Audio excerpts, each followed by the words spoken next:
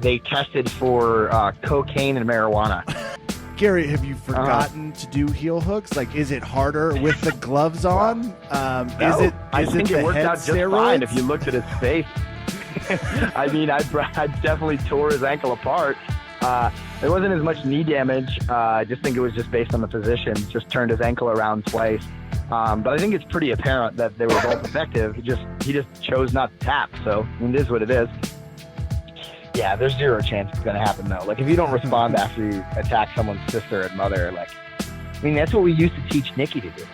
Garry Tonon goes online yesterday and he asked me if I was borderline retarded.